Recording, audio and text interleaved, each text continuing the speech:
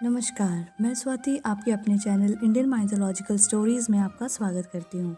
आज आपको कार्तिक पुराण का 7वां अध्याय सुनाने जा रही हूँ। छठे अध्याय में हमने विधि पूर्वक स्नान के बारे में जाना।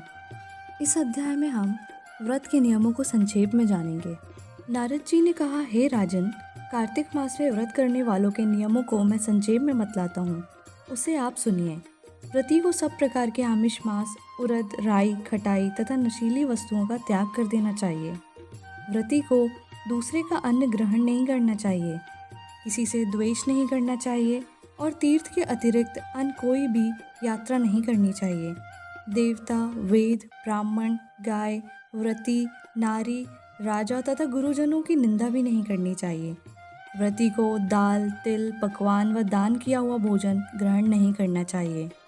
किसी की चुगली या निंदा भी नहीं करनी चाहिए। किसी भी जीव का मांस नहीं छूना चाहिए। पान, कत्था, चूना, नींबू, मसूर, बासी तथा जूठे अन्न का भी प्रयोग नहीं करना चाहिए। गाय, बकरी तथा भैंस के अतिरिक्त अन्य किसी पशु का दूध नहीं पीना चाहिए।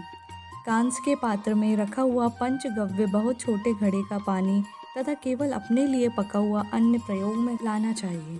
कार्तिक माह का व्रत करने वाले मनुष्य को सदैव ब्रह्मचर्य का पालन करना चाहिए।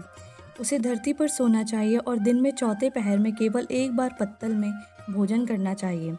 व्रती कार्तिक माह में केवल नरक चतुर्दशी, जिसे छोटी दिवाली भी कहा जाता है, इस दिन ही शरीर में तेल लगा सकता है। कार्तिक माह में व्रत करने वाले मनुष्य को सिंगाड़ा, प्याज, मट्ठा, गाजर, मूली, काशी फल, लौकी, तरबूज, इन वस्तुओं का प्रयोग बिल्कुल नहीं करना चाहिए। रजस्वला, चांडाल, पापी, मलेच्छ, पतित, व्रतहीन, ब्राह्मण द्रोही और नास्तिकों से बातचीत नहीं करनी चाहिए। भगवान विष्णु को प्रसन्न करने के लिए अपनी शक्ति के अनुसार चंद्रद्रायण आदि का व्रत करना चाहिए और उपयुक्त नियमों का पालन करना चाहिए।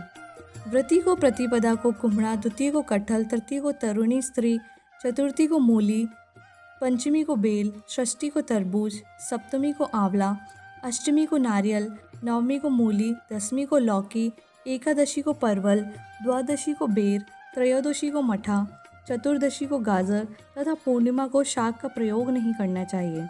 रविवार को आंवला का प्रयोग नहीं करना चाहिए। कार्तिक माह में व्रत करने वाला मनुष्य यदि इन शाकों में से किसी शाक का सेवन करना चाहे तो पहले ब्राह्मण को देकर ग्रहण करे। यही विधान माघ माह के व्रत के लिए भी है। देवोत्थानी एकादशी में पहले कही गई विधि के अनुसार नृत्य, जागरण, गायन, वादन आदि करना चाहिए। इसको विधि पूर्वक करने वाले मनुष्य को देखकर यमदूत ऐसे भाग जाते हैं जैसे सिंह की गर्जना से हाथी भाग जाते हैं। कार्तिक माह का व्रत सभी व्रतों में श्रेष्ठ है।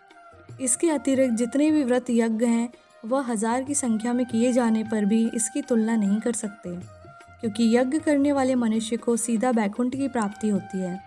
जिस प्रकार राजा की रक्षा उसके अंगरक्षक करते हैं, उसी प्रकार कार्तिक माह का व्रत करने वाले की रक्षा भगवान विष्णु की आज्ञा से इंद्रादि देवता करते हैं। व्रती मनुष्य जहाँ कहीं भी रहता है वहीं पर उसकी पूजा होती है, उसका यश फैलता है। उसके निवास स्थान पर भूत, पिशाच आदि कोई भी नहीं रह पाते। विधि पूर्वक कार्तिक माह का व्रत करने वाले मनुष्य के पुण्यों का वर्णन करने में ब्रह्मा जी भी असमर्थ हैं। यह व्रत सभी पापों को नष्ट करने वाला, पुत्र पौत्र प्रदान करने वाला और धन्य धान्य की वृद्धि करने वाला है। बोलिए श्री कृष्ण भगवान की जय। इसी के साथ 7वां अध्याय समाप्त होता है। 8वें अध्याय में हम जानेंगे कार्तिक व्रत के उद्यापन का वर्णन।